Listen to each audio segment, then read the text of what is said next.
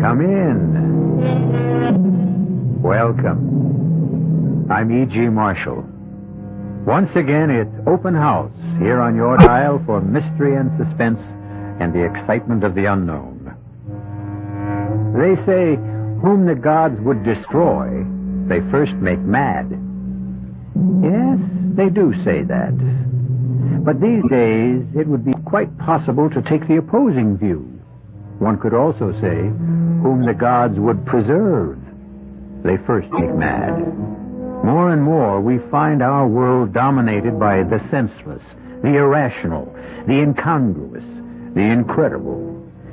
And if this is the way things are truly headed, perhaps a touch of madness may be absolutely necessary for survival. I'm sorry I crashed in on you like this, sir. Oh, I hope you're not injured. No, I'm fine. Your plane? I'll examine it in the morning. Then you'll join us for dinner, won't you? Well, thank you.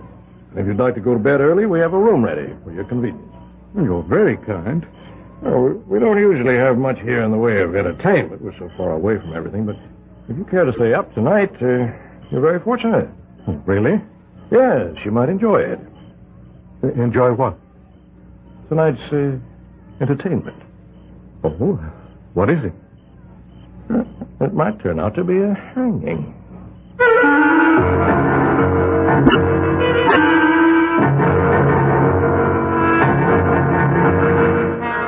Our mystery drama, A Scaffold for Two, was written especially for the Mystery Theater by Sam Dan and stars John Beale and Brett Morrison.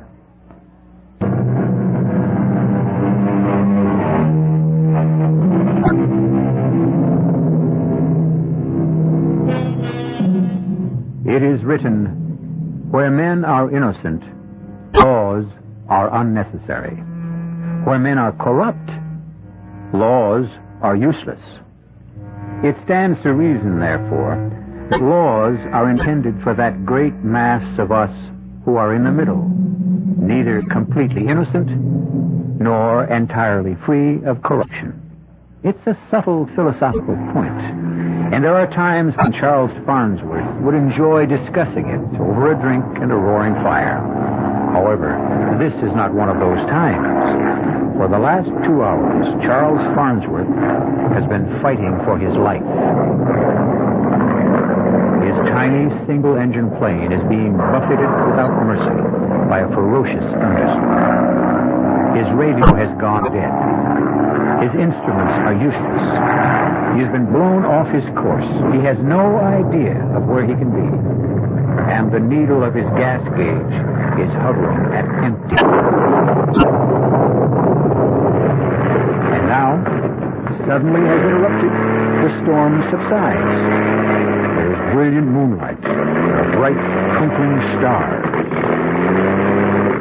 And just below him, he can make out a long, gently rolling meadow. He has no choice. He directs the faltering plane downward.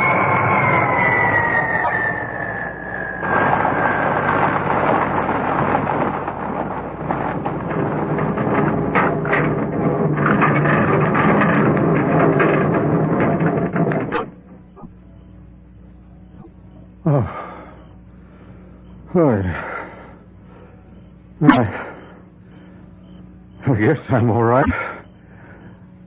I guess everything's all right, but where am I?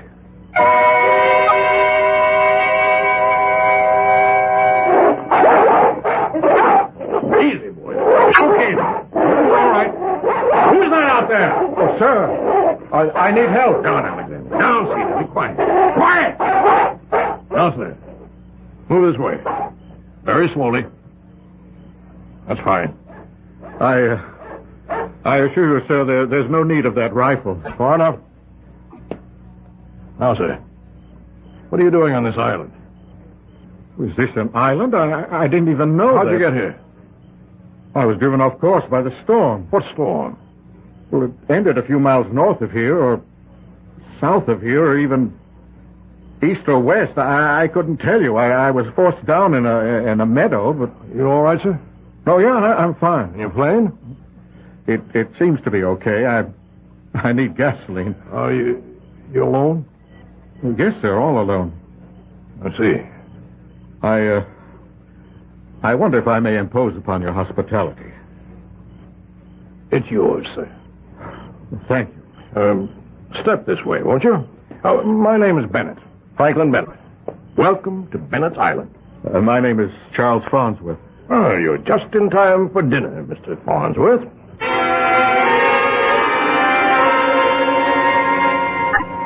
This is Mr. Farnsworth, who will spend the night with us. My daughter, Mayetta. How do you do? What is your sign, Mr. Farnsworth? Sign? Well, Taurus, I think. Mayetta. But it's vital, Father. How's a man to be saved if he's unaware of his sign? And this is my nephew, Conrad. How do you do, sir? Hello. Mr. Farnsworth was forced to land his plane in South Meadow. I knew it. I could tell he had the earth sound. Mayetta, that's enough. Conrad. Sir? Is there gasoline in the garage pump? It's full, sir. Good. In that case, we can have Mr. Farnsworth up and away tomorrow morning. May I set another place at the table, please, for Mr. Farnsworth? Yes, Daddy. Conrad, you'll serve. Yes, Uncle Frank. Mix yourself, whatever you like. Everything's on the sideboard. Excuse me. Frank Bennett here. Oh, yes, Wayne. Yes, it's this evening, as we agreed. Midnight, officially. But get here before that. Good. I'll see you then. Good. You all right there, Mr. Farnsworth? Oh, yes, just fine. I'm afraid you'll have to excuse me. For what, Mr. Bennett? Well, I can offer you dinner and a bed, but regrettably I'll be unable to entertain you. Oh, that's quite all right. No, it's not all right. I realize I shall be remiss in my duties as a host. But I have a previous engagement. A matter of great importance. Well, I hope I won't be in the way. Oh, not at all, sir. You won't be in the way at all.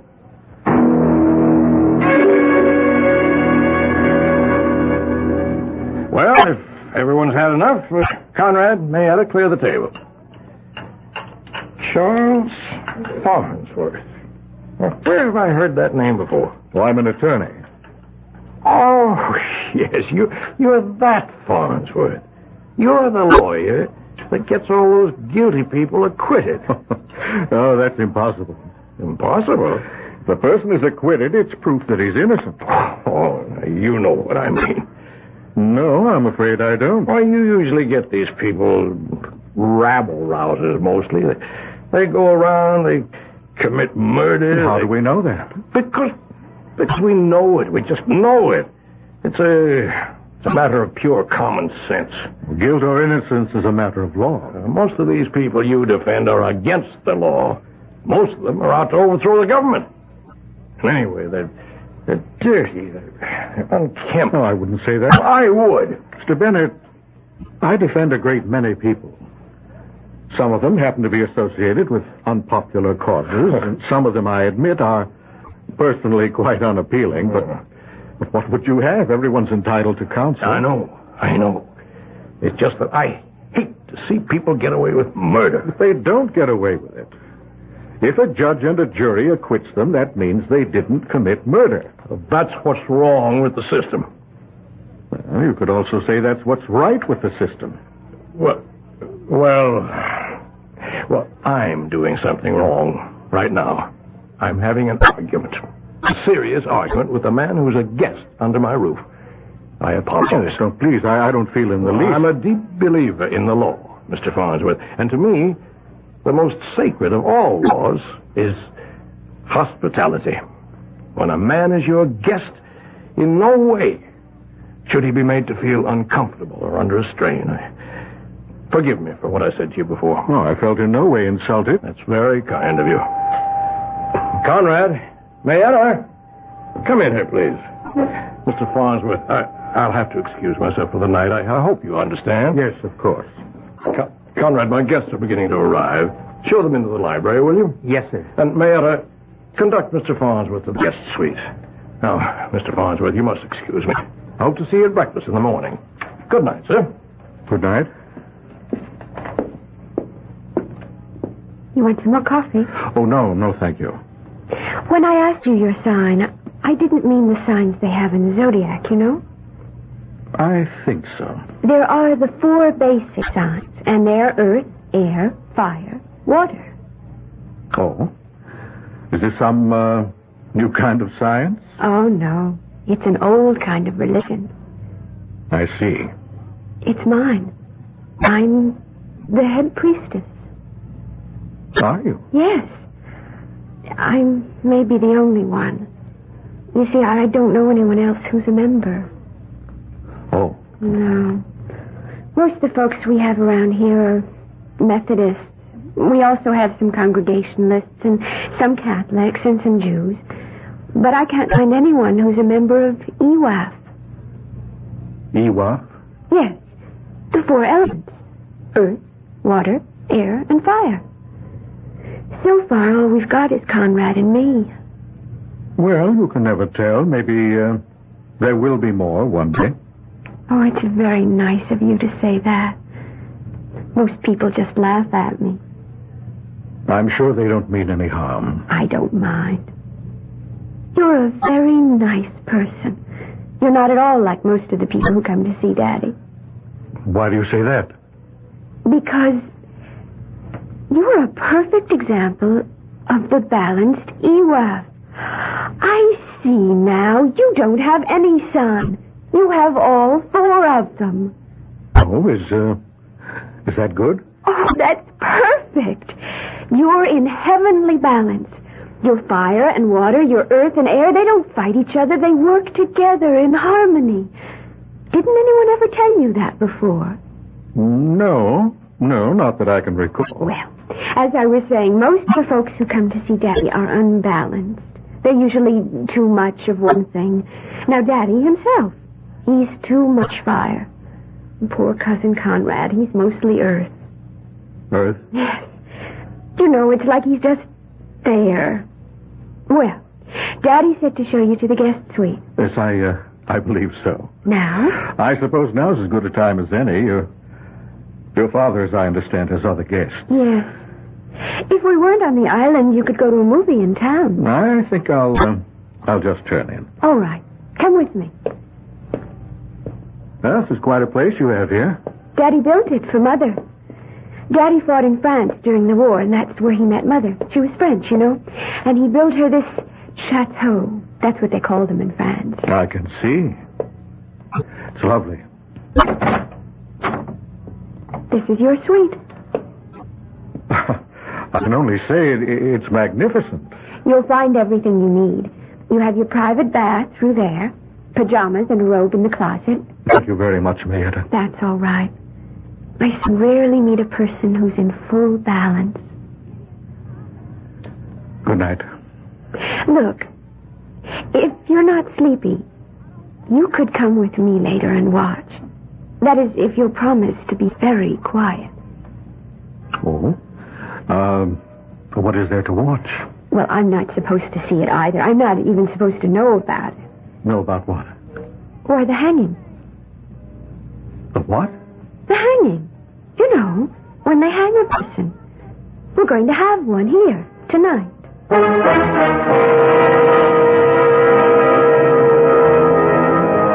Just like that. How would you like to blunder into this kind of lodging for the night? Charles Farnsworth looks at Mayetta. She's young, but not a child. It's true she babbles a bit and has several, offbeat ideas, but she seems sane enough. What's this about a hanging? Well, you'll just have to wait until I return shortly with Act 2.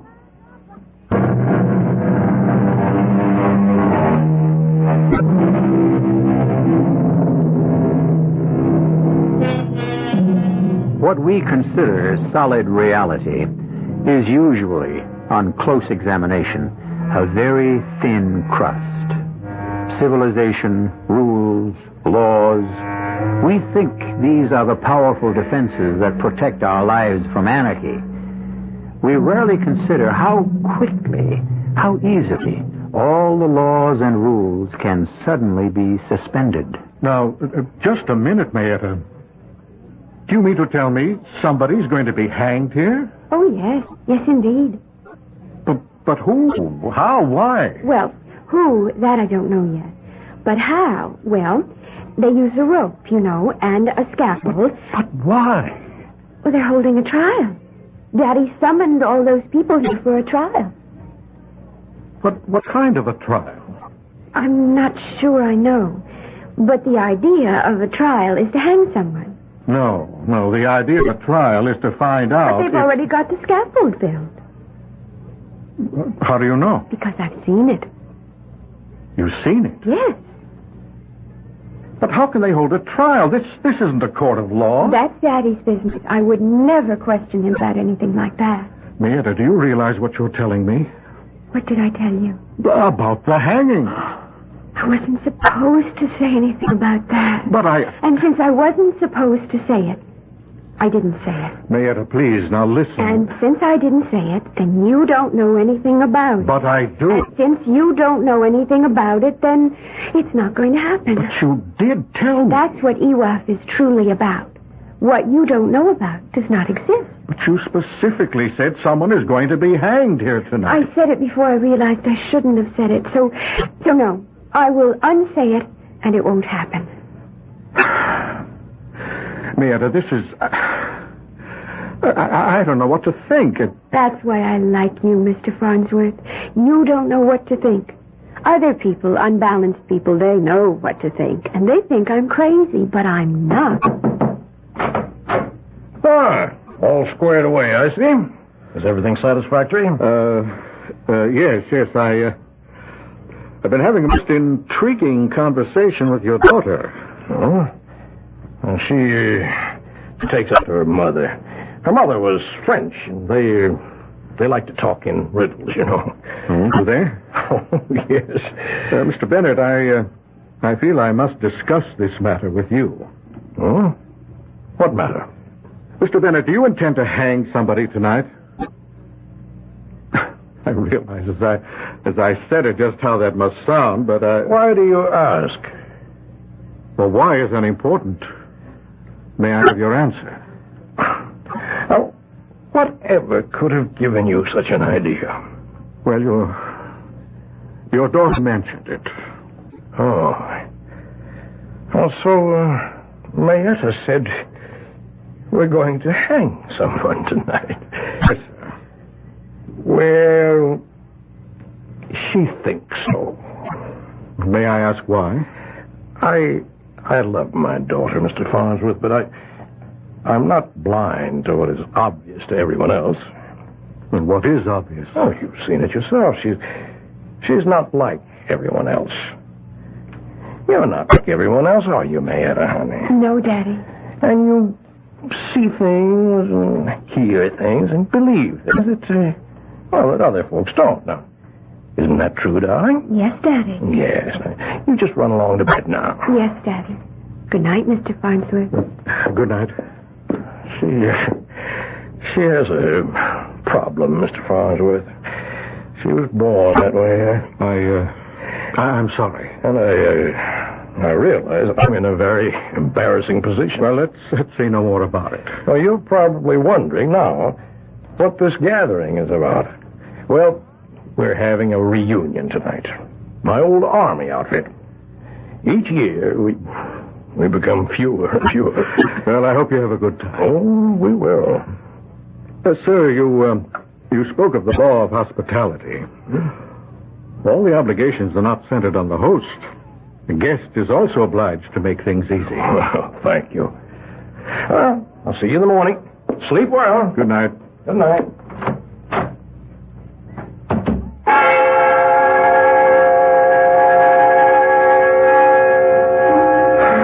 I was exhausted. It had been quite a day. I thought I'd sleep the moment my head touched the pillow, but for some reason I was wide awake. I kept wondering why sleep was eluding me so completely. Of course, I knew. I knew there was something mysterious going on in this house. Something was wrong. Maybe it wasn't as deadly as Mayetta had claimed. But I felt certain it wasn't as innocent as her father had asserted. And I also knew that I wasn't going to rest until I found out. And so I fought it no longer. I got out of bed and dressed myself. And I walked quietly to the door. And I turned the handle. And that's when I discovered that it was locked. Locked from the outside. I walked to the window. And I discovered that I couldn't open it. It was a large casement window made up of many small panes. And as I examined them closely, I discovered that they were made of very heavy, leaded, apparently unbreakable glass. And now I knew with crystal clarity I was a prisoner. In the distance, I could hear the sound of approaching cars and men's voices. Something was about to happen. But if it were only an army reunion, why was I locked in this room? And then I heard it. A key was being inserted in the lock. And I could hear it turn. And the door opened slowly. Was someone coming after me? Who? And for what reason? Mr. Farnsworth. Mayetta? You just have to help. What is it? Why have I been locked in here? They're going to have a hanging. But I thought you said... That's before I knew who it was going to be. Well, who is it going to be? Cousin Conrad. Conrad? But why? Because they're holding a trial for him. I have to keep asking why. Because they held one over at Maple City 6 months ago. Conrad was tried? What for? Murder. Murder? Whom did he kill? Cousin Bertram. And you see, the jury said he was innocent. Well, then what's this trial about? Daddy didn't like the verdict, so he's holding a trial to get a different one. We have to do something, but what? Well, I was thinking you could take Cousin Conrad away from here. How? In your airplane. Take off at night from that field? They'll hang him. Gas. I need gas. We've got plenty of gasoline in the garage. Where's Conrad? He's waiting for the trial to start. Then we'd better hurry.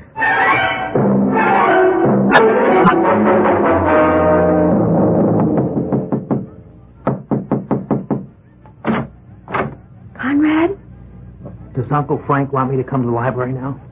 He said he'd send for me. No, it's me and Mr. Farnsworth. Conrad, what's supposed to be happening here tonight? I'm to be tried for murder. But I understand you've already stood trial in a court of law. Yes, sir, but Uncle Frank doesn't think it was a fair trial. Well, you were acquitted. I know, sir, but... Well, he doesn't think the people of the state got a fair trial. But There's something to what he says. What are you saying, Conrad? Well, sir, I had a very smart lawyer. But the lawyer for the state, he really wasn't much good. Well, are you innocent? Oh, Well, are you or aren't you? Did you kill him or didn't you? I wanted to kill him. And that's the worst kind of imbalance, but... Well, that's really the worst kind of all. That's right, because that's when all of your signs are just completely out of control. No, but there's a difference between wanting to kill and killing. Is there? I wanted him dead. I wished him dead, and he died. All right. Why did you wish him dead? Well, sir, because Uncle Frank wanted him to marry Cousin Mayetta. Oh, and you were jealous? Oh, no, jealousy. No, that's not it. That's against our religion. Well, what were you? So I knew he would be mean to her. Just tell me this. How did Cousin Bertram die? Poison. He was poisoned. And if I may maintain my sanity, I would assume that you were accused of the crime. Now, is that it? Yes. How was he poisoned? Well, someone put poison into his iced tea. You see, we were all sitting around drinking iced tea. Who is all? See, me, Mayetta, Cousin Bertram, and Uncle Frank. We'd better hurry. They'll be looking for Cousin Conrad soon. I'll go see if the coast is clear. Well, you see, sir, Cousin Bertram was sipping on his drink. And suddenly, Suddenly, he fell forward dead. And they accused you of putting the poison in the drink. Well, did you? Probably. Please, Conrad, I have to know Well, you if... see, sir, I did direct poison thoughts against But him. you can't kill a man with poisoned thoughts. Now, that's not true. You and me, what are we? We better get out of here. But I'll take my punishment. But Cousin Mayetta, well, she says she doesn't like the way people look after they've been hanged, sir. They're still in the library. Come. No, wait. Just 1 minute. What is it, Mr. Farnsworth? Look, you realize what you two have said to me about a hanging. It's unbelievable. But that doesn't mean that it isn't true, sir. Do you want proof? Well, it would help. We're headed that way anyhow. It's just in back of the garage. What is? Proof.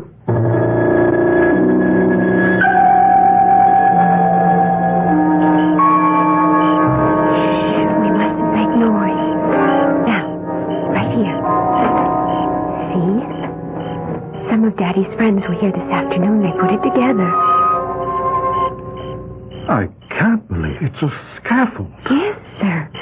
See, there's the platform, and you walk up those steps, and they've already got the rope hanging from that crossbar. I heard Daddy say that was made out of mahogany. And you stand on a trapdoor. No, that's enough. Now, hurry, let's get the gasoline. I'm going to fly you out of here, Conrad. One moment, please, Mr. Farnsworth. Daddy! My associate's here, and I have, as you can see, we're armed. Mr. Bennett, I intend to take Conrad to my plane. Now, if you want to stop me, you'll have to shoot. That's exactly what I'm prepared to do, Mr. Farnsworth.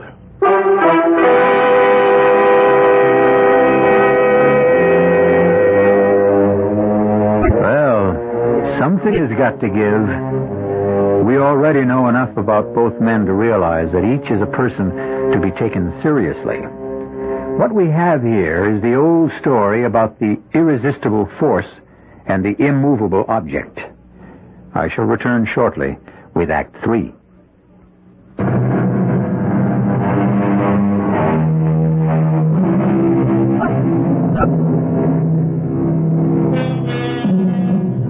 Right now, on remote Bennett Island, we are having what can be considered a confrontation.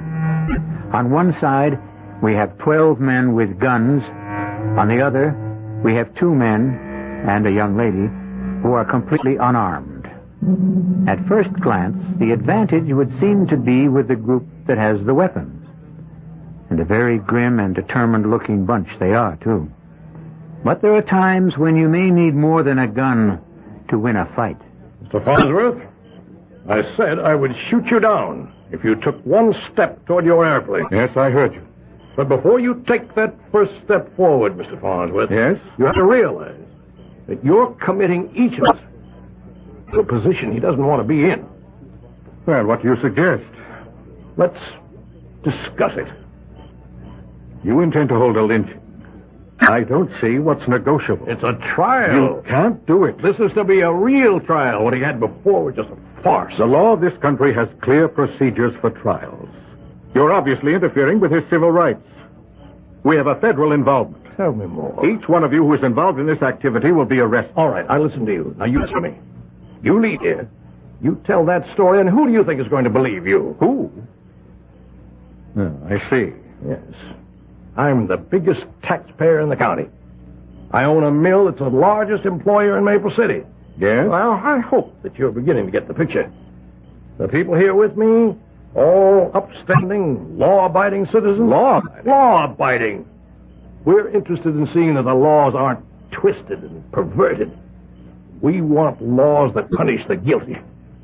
We'll deny every word you say. Upstanding, law-abiding, respectable citizens and willing to commit perjury. Who's going to believe Is this what you wanted to discuss? Now, you give me your word of honor, Farnsworth, your oath as a gentleman, that you'll never mention any of this to a living soul. And I thought you didn't have to worry about all that. Well, why take chances? Give me your word, and you can gas up and fly out of here. Alone? Alone. You know I can't do that. Oh.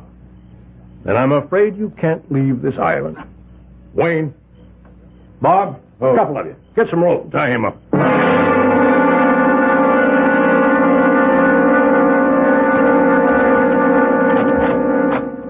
Mr. Farnsworth, Well, I want you to understand my position. yes, I understand it. I just don't agree. Well, it's a little complicated. This whole business has become more complicated than I guess most of us bargained for. What business? The redressers of injustice.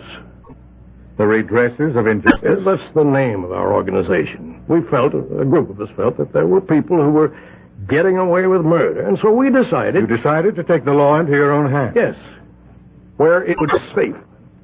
Where it would be honored. Mr. Bennett, we really have nothing to discuss. Just a minute. Tell me why you want to lynch your nephew, Conrad. I said you didn't understand, and obviously you don't. I love that boy. And you have a remarkable way of showing it. Listen, we formed this organization, as I said. And this is the second time we've met. Oh. So that scaffold has been used before. Yes, it has. You remember reading about a man who murdered a farmer and his wife, 4 children, just murdered them for no reason. You remember that, don't you? Yes, I think so. Well, everybody knew he did it. He was seen there. He even bragged about it later on.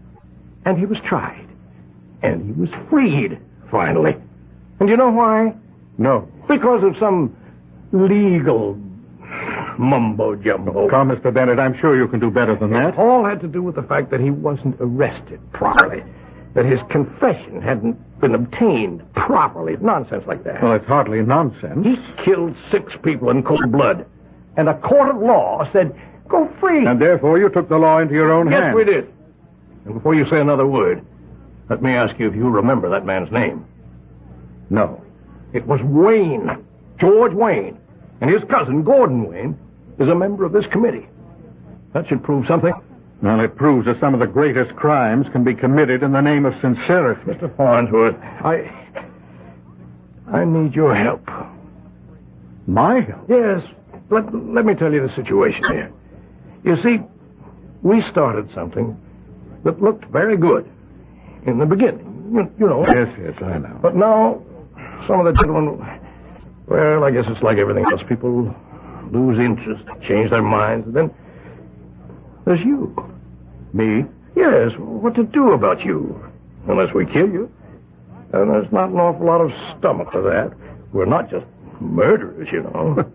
Well, you do have a good opinion of yourselves. We're law-abiding citizens, and we want to protect... Yes, I know. You said it so often. You actually believe it. Now, the reason we're trying my nephew, Conrad... Yes? Well, I admit that there was no love lost between Conrad and Bertram. And Conrad could have done it. Actually, he had the motive. They were both in love with my daughter, Mesa. And Conrad was going to lose out. You're sure of this? She seems quite fond of him. Well, I had decided in Bertram's favor. And that was the end of that. Oh, why had you favored Bertram? You mean it's not obvious? How could Conrad take care of her? He's I may just as well say it. He's as crazy as she is. But Bertram was sane. Practical. True, he did have a heart condition, but with care you can live with those things forever. Well, Conrad may have had a motive, but that doesn't mean he was guilty. Well, what happened was, he was acquitted at the trial. And a lot of people kicked up a fuss. They Yes? Well, they said it was my wealth, my influence that got him off. Pardon me if I enjoy this irony. Well, was your wealth and influence a factor? Never. But you know how it is. When a rich man's relative gets a murder charge, people talk. There's discontent. Yes, I see. And I had helped organize this organization. Oh, yes, the redressers of injustice. Yes, the redressers held a meeting and demanded action. Now, what could I say? It would look as if I were trying to make an exception out of Conrad. And Gordon Wayne, he said that if the redressers could try his cousin, they could try my nephew.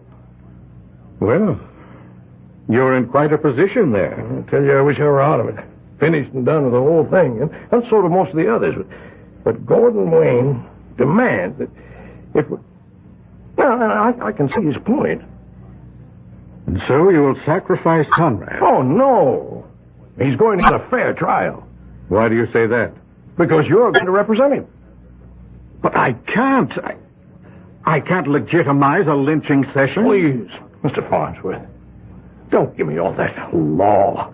Just find us a way out. No, I don't see why Conrad should have a lawyer. Just a minute, Wayne. Just a minute. Now, you wait a minute. I thought the reason this committee was to get together was to get away from lawyers and their shenanigans. A man's entitled to counsel. I object to that. All right, we'll put it to a vote. All in favor of Conrad's having counsel, raise your hands. All opposed? The vote's 9-3 in favor, counting mine. All right, why don't we proceed? Who wants to speak against Conrad? What's to speak about?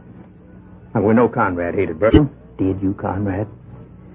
Well, it was my one weakness, sir. Now, the idea of losing Mayetta drove him wild. Didn't it, Conrad? Yes? Okay, now, Conrad, did you or did you not poison Bertram's drink? I did, sir. Well, then why isn't that the whole ball of wax? Just a moment. Here comes the lawyers to steal it. What do you mean by poison? I poisoned him. Do you mean you poisoned him with a drug or a chemical of some sort? I understand a heavy dose of poison was found in his system. Did you administer it? Yes, sir. How? Does that matter? For crying out loud, the man admits he did it. How, Conrad? Well, my poison thoughts toward him, sir. It turned into actual poison. Did you at any time place into his glass a pill, a powder, a liquid, a substance of any sort? Did you? No. I didn't do that. How did the poison get into Bertram's glass? Conrad, put it there. How? When? Where? Now, where did the iced tea come from? The kitchen. Bertram said, I'd like some iced tea. We were all sitting out on the patio. Yes, I said, I'll tell the cook to make some. And Bertram said nobody makes better iced tea than I do. And he went inside. And a couple of minutes later, he called for Mayetta to come in and help him serve. We heard all this at the trial. But it is important, Mr. Wayne. So Mayetta went inside and came back carrying the tray. She set it down, and Bertram set a glass in front of everyone's place. And then what happened? Well, there was a sound of an explosion from the rear of the house. So we ran back to see what it was. Who ran back? All of us. In any particular order? I remember. Uncle Frank first. Yes, and then Conrad, and then Bertram and Mayetta. And what was the explosion? Oh, the cook's little boy. He'd found a firecracker left over from the 4th of July. I see. And then what did everybody do? Well, we all went back to the patio. And everyone picked up his glass and started to drink. And then, in a few minutes, Bertram just keeled over. Then how did the poison get into Bertram's glass? Conrad, put it there. He admitted it. But when? And how did he have a chance? He couldn't do it in the kitchen. Only Bertram and Mayetta were there. He couldn't have done it on the patio because someone would have seen him. He did it when they went out to investigate the noise. How? He was second man out. Bertram and Mayetta were still on the patio. When they came back. Did you all come back together? Yes, we did. This is the same kind of hocus pocus the lawyer pulled at the trial. Now, Conrad admitted it. He can admit anything he pleases. It doesn't work unless and until we can show he put the poison in the glass. The thing was put into the drink after the glasses were set out. No, it wasn't. Mayetta, what are you saying? Yes, Mayetta? Well, you all asked me. Nobody ever asked me before. As I came into the kitchen, I saw Cousin Bertram place a pill into one of the glasses. A pill? Well, he always took pills for his heart. I didn't think anything of it. But then we set the glasses down. I saw him put the one with the pill in it in front of Cousin Conrad. Uh-oh, I thought. He made a mistake. So I just put the glass with the pill in it back in front of his chair. You changed the glasses? Oh, yes. I was going to call it to his attention, but everybody started to run to the back of the house, so I just changed them myself. But, Mayetta, that was not a pill. That was the poison that killed him. Oh, no. No, Conrad is right. The poison that killed him was Conrad's mean and unbalanced thoughts. But Conrad has atoned. It's balanced now. Mayetta, Why would Bertram want to kill Conrad? Oh, Bertram. Bertram was unbalanced. Everyone knew that. He was so angry because I told him I could never marry him as long as Conrad was alive. What? We love each other so much. Gentlemen, the defense rests.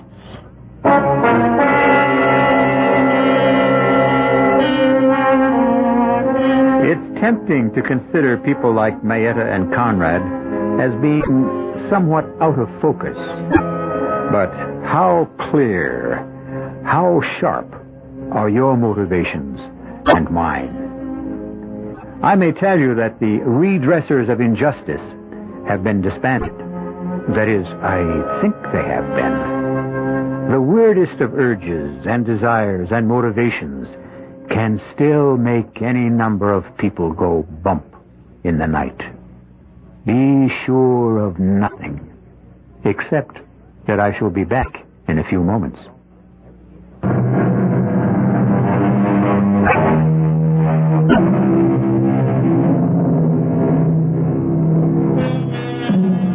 As they say, you take the law in your own hands only to manhandle it. We hope Mr. Bennett has learned his lesson, as have Mr. Wayne and the rest of the redressers of injustice. Mr. Farnsworth won what he considers his most important case, but it's a secret between him and us, since he doesn't talk about it in public. You'll learn a great many more fascinating secrets when you visit with us again. Our cast included John Beale, Brett Morrison, Denise Alexander, and Casey Kasem. The entire production was under the direction of Hyman Brown. This is E.G. Marshall inviting you to return to our Mystery Theater for another adventure in the macabre. Until next time, pleasant dreams.